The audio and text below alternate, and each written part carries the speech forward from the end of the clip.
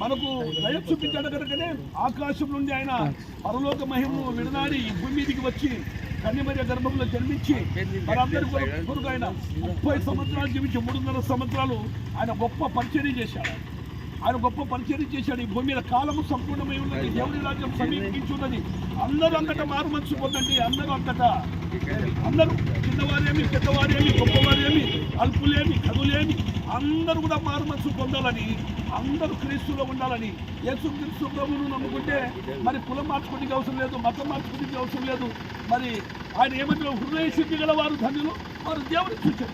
అందుకని హృదయ శుద్ధి గల వారు ధన్యులు, వారు దేవుని చూచారు. ఆత్మవిషయమైన వారి ధన్యులు, పరలోక రాజ్యం వారికి. ఆ పరలోక రాజ్యం కోసమే ఈ ప్రయత్నం. ఆ పరలోక రాజ్యం చేయడానికే ఈ సువార్త. ఆ పరలోక రాజ్యంలో ఎలాంటి మన పాపలు మనం ఒప్పుకొని మనం విడిచిపెట్టి క్రీస్తు రక్తంలో కడగబడితే పరలోక రాజ్యం ఉందని ప్రభు అయిన యేసు క్రీస్తు అంటున్నాడు. యేసు రక్తం మనకు ప్రతి పాపం నుండి మనల్ని పవిత్రం చేస్తుంది. ఏమి యేసు క్రీస్తు రక్షకుడు. యేసుగా ఎవరు చెప్పండి? రక్షకుడు. క్రీస్తు అనగా అభిషక్తుడు. గట్టిగా చెప్పండి. క్రీస్తు అనగా అభిషక్తుడు, యేసు అనగా రక్షకుడు.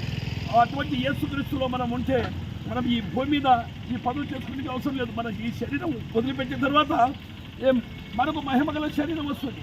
అప్పుడు ఆయన ఉండే రాజ్యంలో మనం యుగ యుగాలు ఉంటాం. యుగ యుగాలు ఉండే రాజ్యం. అందుకే మనమందరం కూడా క్రీస్తు కొరకు పనిచేయాలి, క్రీస్తు మాటలో నడవాలి. ఆయన చెప్పిన ప్రతి మాట మనం అనుసరించి పాపినైనా నన్ను క్షమించమంటే అప్పుడు యేసుక్రీస్తు ప్రభువుని నీ నోటితో నీ ఒప్పుకుంటే అప్పుడు నీవు ఇంటి వారు రక్షణ పొందారు. ఇది అనుకూల సమయం, ఇది రక్షణ దినం. మరి మీ కొరకు మేము ప్రార్థన చేస్తాం. మాత్రం కూడా మీరు కూడా ప్రార్థన. Thank you, God bless you. వందనాలమ్మా. Thank you, God bless you.